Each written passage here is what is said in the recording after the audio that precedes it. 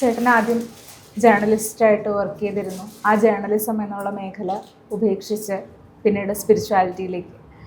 ഇപ്പോൾ അൾട്ടിമേറ്റായിട്ട് എന്താണ് റോജൻ ബാബാജി? എന്തിലേക്കാണ് ചേട്ടൻ ഇപ്പോൾ പോയിക്കൊണ്ടിരിക്കുന്നത്? ഞാൻ ഈ സ്പിരിച്വൽ മേഖലയിലോട്ട് കാലെടുത്ത് വെക്കുന്നതിന് മുമ്പ് എൻ്റെ മനസ്സിലുണ്ടായിരുന്നൊരു ചോദ്യം ഇതായിരുന്നു: നീ എന്ത് ചെയ്യാനാണ് കാലെടുത്ത് വെക്കുന്നത്? നീ എന്തിനാണ് സ്പിരിച്വൽ ആവുന്നത്? നമ്മൾ കണ്ണടച്ചിരിക്കുന്നത് കൊണ്ടോ നമ്മൾ എന്തെങ്കിലും ചെയ്യുന്നത് കൊണ്ടോ ഈ ലോകത്തിനൊരു ഗുണമില്ല. എന്നാൽ ഈ ലോകത്തിൽ ഗുണം ചെയ്യേണ്ടത് ഞാനുമല്ല, അത് ഓരോരുത്തരുടെ കർമ്മമാണ്. ഓരോരുത്തരുടെ വിശ്വാസവും ഓരോരുത്തരുടെ കർമ്മബന്ധങ്ങളാണ് അവനവൻ്റെ ഗുണം. അല്ലാതെ ഞാൻ ഈ മനുഷ്യർക്ക് എല്ലാവർക്കും സഹായിക്കാനോ ഗുണം ചെയ്യാനോ വന്നിരിക്കേണ്ടവനല്ല. പക്ഷേ എങ്കിൽ പോലും എനിക്കത് ചെയ്യേണ്ട കടമയില്ലേ? ഞാൻ അങ്ങനെ ചിന്തിക്കുമ്പോൾ പോലും എനിക്കുണ്ട്. കാരണം എന്താ, ഒരു പക്ഷേ ഒരു റിയാലിറ്റി മനസ്സിലാക്കാൻ പറ്റാത്ത, അല്ലെങ്കിൽ ആ ഒരു ബ്രെയിൻ്റെ എക്സ്പാൻഷൻ സംഭവിക്കാത്ത പല മനുഷ്യർക്കും നമ്മുടെ ഒരു വാക്കുകൊണ്ടോ നോട്ടം കൊണ്ടോ ഒരു പക്ഷേ നമുക്ക് ഹെൽപ്പ് ചെയ്യാൻ പറ്റിയാൽ ഒരു പക്ഷേ അതായിരിക്കാം ലക്ഷ്യം.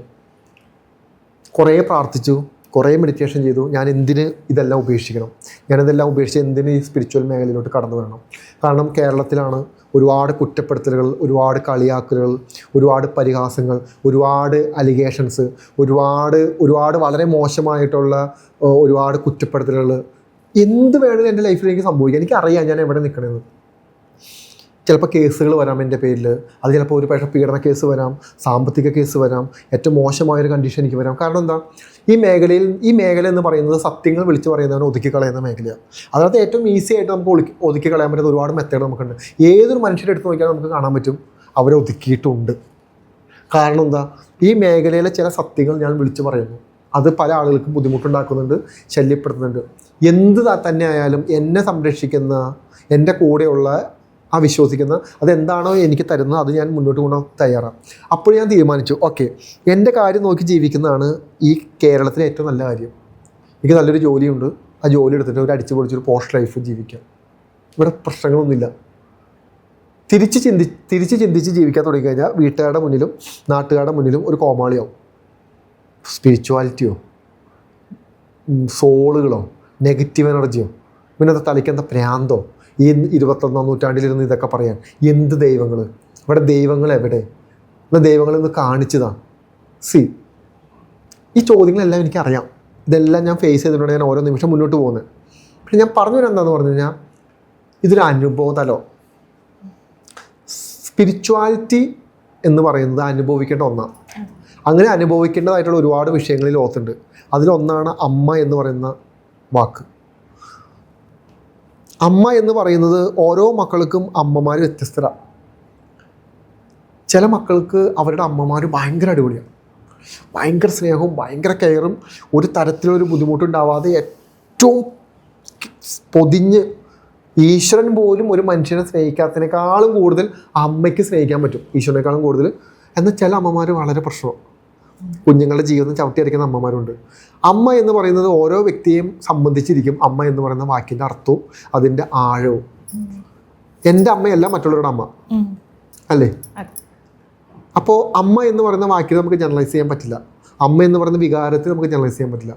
അമ്മ എന്ന് പറയുന്ന ഓരോരുത്തരുടെ അനുഭവം, അച്ഛനും അമ്മയും ഓരോരുത്തരുടെ അനുഭവം. എന്ന് കരുതി എല്ലാ അമ്മമാരും മോശമല്ല, എല്ലാ അമ്മമാരും നല്ലതുമല്ല.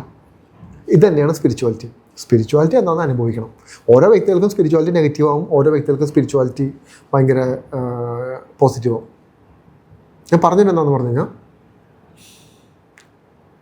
എൻ്റെ മെഡിറ്റേഷനിൽ എനിക്കൊരു നിർദ്ദേശം ലഭിക്കുന്നു: നീ ഇത് ചെയ്യണം. ഏത് ചെയ്യണം? നിൻ്റെ മുന്നിൽ കുറേ മനുഷ്യർ വരും. അവരെല്ലാവരും ജീവിതത്തിൻ്റെ ഏറ്റവും വേസ്റ്റായ കണ്ടീഷനിൽ വരുന്ന മനുഷ്യരായിരിക്കും. അവരെ നിനക്ക് ചേർത്ത് നിർത്തേണ്ടത് നിൻ്റെ കടമയാണ്. ഞാൻ ചിന്തിച്ചത് എന്തിന് എൻ്റെ കടമയാവുന്നത്? ഞാൻ മെഡിറ്റേഷൻ സ്റ്റേറ്റിലാണ്, അതെന്തിനാണ് എൻ്റെ കടമയാവുന്നത്? ഞാൻ എന്തിന് ചേർത്ത് നിർത്തണം? അവർക്ക് ഭാര്യയുണ്ട്, അവർക്ക് മക്കളുണ്ട്, അവർക്ക് അച്ഛനുണ്ട്, അവർക്ക് അമ്മയുണ്ട്, അവർക്ക് നാട്ടുകാരുണ്ട്, അവർക്ക് ബന്ധുക്കാരുണ്ട്, അവർക്ക് എല്ലാവരും ഉണ്ട്. എനിക്ക് ആരുമില്ലാതെ ഞാൻ ജീവിക്കുന്ന ഒരുത്തൻ, ഞാൻ എങ്ങനെയാണ് ഇവരെല്ലാം ചേർത്ത് നിർത്തുന്നത്? നിനക്ക് ആരുമില്ലാതായത് അതിൻ്റെ വാല്യൂ മനസ്സിലാവാൻ വേണ്ടിയിട്ടാണ്. ഈ വരുന്ന ആളുകൾ എന്താണെന്ന് പൂർണ്ണമായിട്ടും നിനക്ക് മനസ്സിലാവണമെങ്കിൽ നീ ആ അവസ്ഥയിലൂടെ കടന്നു പോയാൽ മാത്രമേ നിനക്ക് മനസ്സിലാവുള്ളൂ. മരിക്കാൻ വേണ്ടി വന്ന് നിൽക്കുന്നവൻ്റെ മാനസികാവസ്ഥ നിനക്ക് മനസ്സിലാവണമെങ്കിൽ നീ ആ അവസ്ഥയിലൂടെ നിരന്തരം കടന്നുപോയൊരു വ്യക്തിയായിരിക്കണം. അങ്ങനെ കടന്നുപോയൊരു വ്യക്തിയാണെങ്കിൽ അകലെ നിന്ന് നോക്കുമ്പോൾ നിനക്ക് മനസ്സിലാവും ആ വ്യക്തി സൂയിസൈഡ് ടെൻഡൻസിയിലാണ് നിൽക്കണമെന്ന്. ഇത് നിൻ്റെ അനുഭവമാണ്.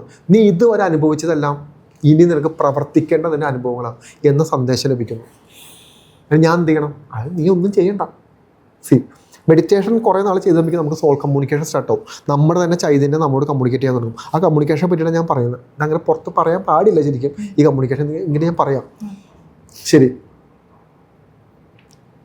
ആശ്രമം എന്നൊരു പ്രോജക്റ്റ് ഞാൻ എന്തിലോട്ടാണ് പോയിക്കൊണ്ടിരിക്കുന്നത് ഗായത്രി ചോദിച്ചില്ലേ? എൻ്റെ ലക്ഷ്യം, എൻ്റെ പ്രോജക്റ്റ്, എൻ്റെ ആശ്രമം എന്ന് പറഞ്ഞ പ്രോജക്റ്റാണ്. ആ പ്രോജക്റ്റ് എന്തിനാണെന്ന് പറഞ്ഞു കഴിഞ്ഞാൽ ആ പ്രോജക്റ്റ് ഞാനാണ്. ആ പ്രോജക്റ്റ് എൻ്റെ ലൈഫാണ്. ആ പ്രോജക്റ്റ് എൻ്റെ കണ്ണുനീരാണ്. ആ പ്രോജക്റ്റ് എൻ്റെ ഇല്ലായ്മകളാണ്. ആ പ്രോജക്റ്റ് എൻ്റെ പെയിനാണ്. എൻ്റെ റോജിൻ ബാബാജിയാണ് ആ പ്രോജക്റ്റ്. കാരണം ഞാൻ കടന്നു വന്ന വഴികളിലൂടെ കടന്നുപോയ മനുഷ്യർക്കുള്ള പ്രോജക്റ്റാണ്. അത് ബിസിനസ്സല്ല. ബിസിനസ് ആക്കാൻ എനിക്ക് താല്പര്യമില്ല. ഇതെന്താ ആശ്രമം എന്ന് പറഞ്ഞ പ്രോജക്റ്റ് എന്താണെന്ന് പറഞ്ഞു കഴിഞ്ഞാൽ, ഗായത്രി എൻ്റെ ജീവിതത്തിൽ എനിക്ക് ഇന്ത്യയിൽ അങ്ങറ്റം വരെ ഇങ്ങറ്റം വരെ സൗഹൃദമുള്ളൊരു വ്യക്തിയാണ് ഞാൻ. കേരളത്തിൽ സൗഹൃദമുള്ള വ്യക്തിയാണ്. പക്ഷേ എൻ്റെ ജീവിതത്തിലെ ഏറ്റവും മോശമായ സമയത്ത് എനിക്ക് ആരും ഉണ്ടായിരുന്നില്ല എന്നുള്ളതാണ് സത്യം. ഒരു മനുഷ്യൻ പോലും ഉണ്ടായിരുന്നില്ല. അന്ന് എൻ്റെ കൂടെ എനിക്ക് പട്ടിണി ഇരുന്ന് എൻ്റെ പട്ടിയാണ്. ആ പട്ടി എനിക്ക് വഴിയിൽ നിന്ന് കിട്ടിയ പട്ടിയാണ്. ആ പട്ടിയാണ് എൻ്റെ കൂടെ ഇരുന്നത്. പൈസ ഇല്ലാത്തപ്പോഴും ഭക്ഷണം ഇല്ലാത്തപ്പോഴും ഒരു കൂടി ബിസ്ക്കറ്റ് വാങ്ങിച്ച് ഞാനും എൻ്റെ നായയും കൂടി ഒരുമിച്ച് കഴിച്ചുകൊണ്ടിരുന്ന കാലഘട്ടമുണ്ട്. എവിടെയാണ് സ്പിരിച്വാലിറ്റി കിടക്കുന്നത്? എവിടെയാണ് ഈശ്വരൻ കിടക്കുന്നത്? നമുക്കൊരു ബുദ്ധിമുട്ടുണ്ടാകുമ്പോൾ നമ്മൾ എവിടെ ഓടിച്ചില്ലും? ഒരു മനുഷ്യൻ എവിടേക്ക് ഓടിച്ചില്ലും? നമ്മൾ എന്ത് ചെയ്യും? നമ്മൾ മരിക്കണോ ജീവിക്കണോ? ഇത് മരിക്കാനാണെങ്കിലും ജീവിക്കാനാണെങ്കിലും നമുക്കതിനൊരു ഉത്തരം വേണ്ടേ? ഒരു കൺഫർമേഷൻ വേണ്ടേ? കൺഫർമേഷൻ ഇല്ല. ഗായത്രി ഇന്ന് ഞാനിത് പറയുമ്പോഴും ഇത് അനുഭവിക്കുന്ന ഒരുപാട് മനുഷ്യർ നമുക്ക് ചുറ്റുമുണ്ട്. എല്ലാം ഉണ്ടായിട്ടും ആരുമില്ലാത്ത അവസ്ഥ. കയ്യിൽ പൈസ ഉണ്ടായിട്ട് ഒരു നേരത്തെ ഭക്ഷണം തൊണ്ടയിൽ നിന്ന് ഇറങ്ങാത്ത അവസ്ഥ. കിടന്ന് ഉറങ്ങാൻ പറ്റാത്ത അവസ്ഥ. ആരുമില്ലാത്ത അവസ്ഥ. അച്ഛനും അമ്മയും ഉപദ്രവിക്കുന്ന, ഇനി അച്ഛനും അമ്മേനും ഓവർ കെയർ ആയാലും ടോക്സിക് ആയാലും ഉണ്ടാകുന്ന ബുദ്ധിമുട്ട് എന്ന് പറഞ്ഞു കഴിഞ്ഞാൽ മരണത്തിൻ്റെ വക്കിൽ മരിക്കാൻ നിൽക്കുന്ന ഒരുപാട് മനുഷ്യരെ നിരന്തരം ദിവസവും കാണുന്ന ഒരാളാണ് ഞാൻ. ഇന്ന് ഞാനിത് പറയുമ്പോഴാണ് എനിക്ക് അന്ന് കിട്ടിയ, വർഷങ്ങൾക്ക് മുന്നേ കിട്ടിയ സന്ദേശത്തെപ്പറ്റി ഞാൻ ചിന്തിക്കുന്നത്. അന്ന് നിന്നെപ്പോലെയുള്ള കുറേ മനുഷ്യർ നിൻ്റെ അടുത്ത് വരും. അന്ന് നീ അവരെ ചേർത്ത് നിർത്തണമെന്ന് അന്ന് പറഞ്ഞത് എനിക്ക് ഇന്ന് മനസ്സിലാവുന്നുണ്ട്. എന്താണ് എനിക്ക് സന്ദേശം എന്നാണ്. ഞാൻ ഇന്ന് ഇവിടെ നിൽക്കുമ്പോൾ പോലും എത്രയോ മനുഷ്യരെയാണ് ആത്മഹത്യയിൽ നിന്ന് പുറത്തു നിർത്തി. എൻ്റെ കഴിവല്ല, ഞാൻ എന്നെ പറ്റി പറയുന്നതല്ല പറയുന്നത്. ഭഗവാൻ, എൻ്റെ കൂടെയുള്ള ദേവി, എൻ്റെ ഭഗവാന്റെ ചൈതന്യത്തെ പറ്റി ഞാൻ പറയുന്നത്. എത്രയോ മനുഷ്യരെ പുറത്ത് കിടത്തുന്നത്, എത്രയോ മനുഷ്യർ, നല്ല മനുഷ്യർ. ദുഷ്ടന്മാരൊരിക്കലും മരിക്കില്ല. അവരാരെങ്കിലും പറ്റിച്ച് ജീവിക്കാനേ ശ്രമിക്കുള്ളൂ. ഈ മനുഷ്യരെല്ലാവരും എന്ത് ചെയ്യണം? നമ്മൾ സയൻറ്റിഫിക്കലി ആണോ? നിങ്ങൾ കൊണ്ടുപോയി ചികിത്സിക്കൂന്നേ. ഇവിടെ ആര് പറഞ്ഞു വേണ്ടാന്ന്? ഞാൻ തരാം. സൈക്കാട്രി ഡോക്ടർമാർക്ക് ഞാൻ തരാം പേഷ്യൻസിന്. എൻ്റെ അടുത്തോട്ട് വരുന്ന പൈസ ഇല്ല അതുങ്ങളുടെ കയ്യിൽ. നിങ്ങൾ പൈസയ്ക്ക് വേണ്ടിയിട്ട് കൺവേർട്ട് ചെയ്യാൻ ശ്രമിക്കേണ്ട. ഒരു നേരത്തെ മരുന്ന് വാങ്ങാനോ ഒരു നേരത്തെ വണ്ടിക്കാശ് കൊടുത്തിട്ട് നിങ്ങളുടെ അടുത്തോട്ട് ഡെയിലി കൺസൾട്ടേഷൻ വരാൻ അവരുടെ പൈസ ഇല്ല. അവരെന്ത് ചെയ്യണം? എത്തിസ്റ്റുകൾ എടുത്തോ, കൊണ്ടുപോക്കോ. മനുഷ്യർ ജീവിച്ചാൽ മതി. അവർക്കും കുടുംബമുണ്ട്, അവർക്ക് അച്ഛനുണ്ട്, അവർക്ക് അമ്മയുണ്ട്, അവർക്ക് സഹോദരങ്ങളുണ്ട്, അവർക്ക് മക്കളുണ്ട്. എത്രയോ സ്ത്രീകൾ, എത്രയോ പുരുഷന്മാർ, എത്രയോ കുഞ്ഞുങ്ങൾ, എത്ര പ്രായമായ ആളുകൾ ചതിയും വഞ്ചനയും വേദനയും എല്ലാം ജീവിക്കുന്നത്. ഞാൻ തരാം.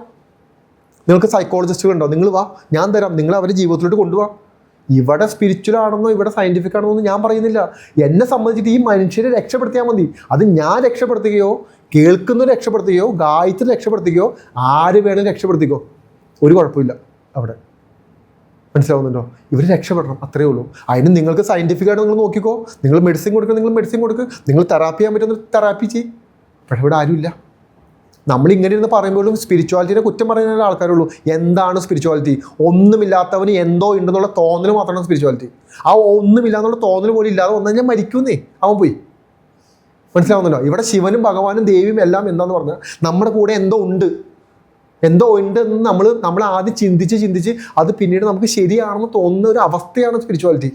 ആ എനർജിയാണ് സ്പിരിച്വാലിറ്റി. ഇത് ആരോട് പറയണം? നമുക്ക് ബന്ധങ്ങളിൽ, നമുക്ക് സ്നേഹങ്ങളിൽ, നമുക്ക് സൗഹൃദങ്ങളിൽ നിൽക്കുമ്പോൾ ഒന്നുമില്ലാത്തവൻ്റെ ബുദ്ധിമുട്ട് കണ്ടാൽ മനസ്സിലാവില്ല. അപ്പം നമുക്ക് സ്പിരിച്വാലിറ്റി പുച്ഛമായിട്ടും സ്പിരിച്വാലിറ്റി നമുക്ക് കളിയാക്കലായിട്ടൊക്കെ തോന്നും. മനസ്സിലാവുന്നില്ല? ഈ അവസ്ഥയിലൂടെ കടന്നു പോകണം.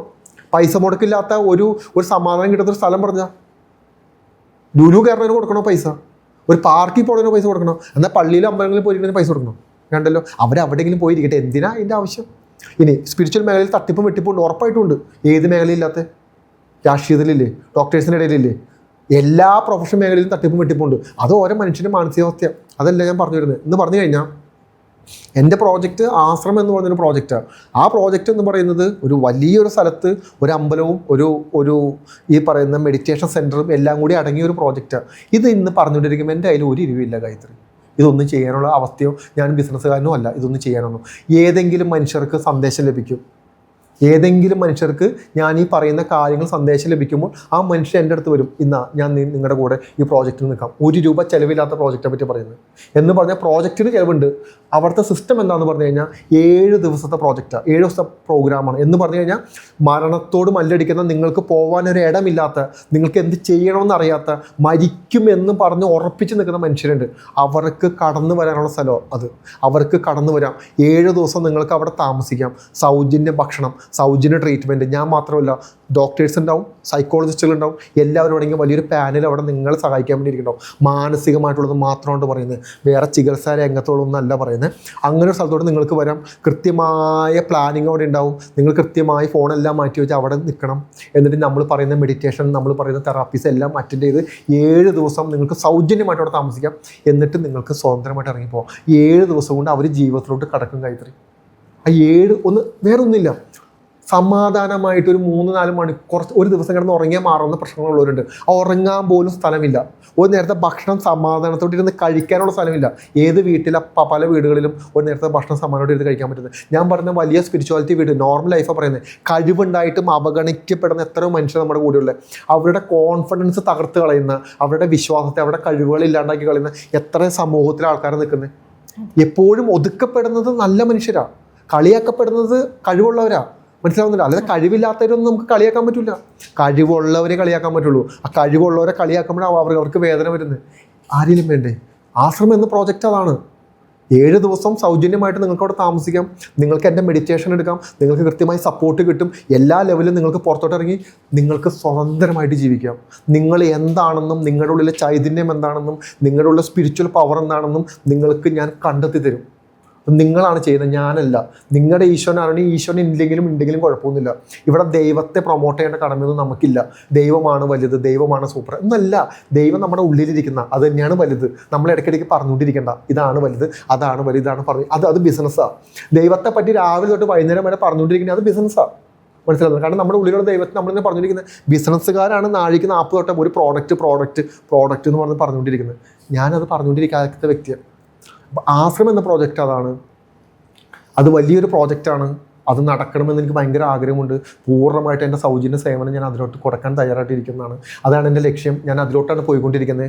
അതിന് പറ്റുന്ന ആരെങ്കിലുമൊക്കെ എൻ്റെ മുന്നിലോട്ട് വരും. അവർ വരുമ്പോൾ അവരുമായിട്ട് ചേർന്ന് ഈ പ്രോജക്റ്റ് നടക്കും. ഒരു തരിയുള്ള ബിസിനസ്സല്ല, ഈ മനുഷ്യരെ പുറത്ത് കടത്തുക, അത് വലിയൊരു പ്രസ്ഥാനമായിട്ട് മാറ്റുക, ഏറ്റവും സമാധാനമായിട്ട് മരിക്കാൻ പോകുന്ന മനുഷ്യരെ ചേർത്ത് നിർത്തുക. കാരണം അതെൻ്റെ കടമകളിൽപ്പെട്ടതാണ്, അതെൻ്റെ ഉത്തരവാദിത്തമായിട്ട് ഞാൻ വിശ്വസിക്കുന്നു. അതാണ് എൻ്റെ അൾട്ടിമേറ്റ് ലക്ഷ്യം. അതിലോട്ടാണ് പോയിക്കൊണ്ടിരിക്കുന്നത്. വലിയൊരു ഉത്തരവാദിത്തമാണ്. സമൂഹത്തിൽ നമുക്ക് ചെയ്യാൻ പറ്റുന്ന ഏറ്റവും വലിയ കാര്യമാണ് ഇപ്പോൾ ബാബാജി ചെയ്യാൻ പോകുന്നത്. എല്ലാവിധ ആശംസകളും. നന്ദി, നമസ്കാരം.